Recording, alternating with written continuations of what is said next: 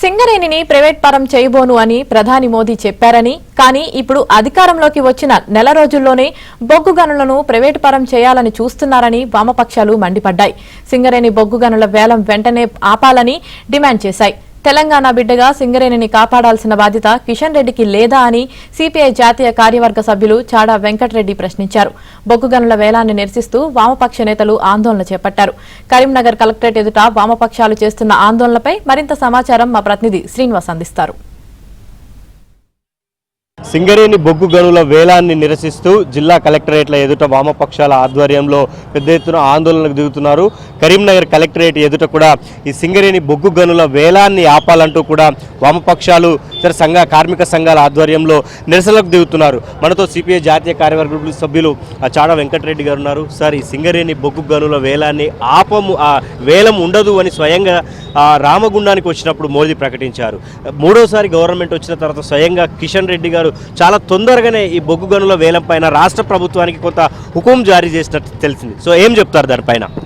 వాస్తవికంగా మోడీ రామగుండకు వచ్చి బహిరంగ సభలోనే స్పష్టం చేశారు. మాది 40% వాటా ఉంది, 50% తెలంగాణ ఉన్నది, ఎట్టి పరిస్థితుల్లో ప్రైవేట్ చేయమని చెప్పినాడు. ఇప్పుడు ఇవాళ ప్రైవేట్ చేయమని చెప్పిన వ్యక్తి ఇవాళ బొగ్గు బ్లాక్ను మరి ప్రైవేట్ పరం చేస్తానికి టెండర్ పిలుస్తున్నాడంటేనే దీని అర్థం ఏంటంటే సింగరేణి చంపేయడమే. దాన్ని తలకా తీసేస్తాడు, మొండాన్ని చూస్తాడు. ఇదే ఆయన పని. ఇక కిషన్ రెడ్డి ఏమో నేను తెలంగాణ బిడ్డను అని చెప్పి ఆయన మొన్న గంభీరంగా మాట్లాడినాడు. ఇప్పుడు ఈ తెలంగాణ బిడ్డవైతే నీ రోషం ఏది నువ్వు చూపించు, వేలాన్ని రద్దు చేయి సరణపల్లిది. అలాగే నరేంద్ర మోడీ నువ్వు ఇచ్చిన హామీ ప్రకారం కట్టుబడి ఉంటే నువ్వేమన్నావు, నేను 405 అని ఎన్నికల్లో తిరిగినావు, బాగా బ్రహ్మాండంగా 400 పైన వస్తుందని చెప్పినావు. మరి అయినాక 10 ఏళ్ళ రకాల పరిపాలన చేయనన్నావు. మళ్ళీ ఇప్పుడు ఏం చేస్తున్నావు నువ్వు? పాత ఎజెండానే అంటే కార్పొరేటీకరణ, ప్రైవేట్ ప్రభుత్వ సంస్థ ధ్వంసం చేస్తూ కార్పొరేటీకరణ పెద్దపీట వేస్తే అటువంటి కోట్లాది రూపాయలు కట్టబెట్టేటువంటి కుట్ర చేస్తూ ఉన్నాడు నరేంద్ర మోడీ. మేము చెప్పేది ఏంటంటే ఇవాళ ఆరంభం, తర్వాత రాష్ట్ర ప్రభుత్వం కాంగ్రెస్ ప్రభుత్వం కూడా సీరియస్గా తీసుకోవాలి, స్పందించాలా. మరి అట్లాగే టీడీపీ వాళ్ళు కూడా దీనికి సమీపం చెప్తున్నారు. చంద్రబాబు నాయుడు కూడా గవర్నమెంట్లో ఉన్నాడు కాబట్టి ఆయన కూడా స్పందించారు. ఆయనకు తెలుసు, మాజీ ముఖ్యమంత్రిగా ఉన్నాడు కాబట్టి ఇప్పుడున్న ఎన్ని రకాలకు కూడా వీళ్ళు ఒత్తిడి పెంచాలనో సింగరేణిని పరీక్షించుకోవాలి, కాపాడుకోవాలంటే ఈ వేలం పాటను ఆపాలి. దాని కొరకు అవసరమైన పత్రాల్లో రాష్ట్ర ప్రభుత్వం ఒత్తిడి పెంచుతాం, టీడీపీ లాంటి భాగస్వామ్య పక్షాలతో మాట్లాడతాం, పవన్ కళ్యాణ్ గారితో కూడా మాట్లాడతాం.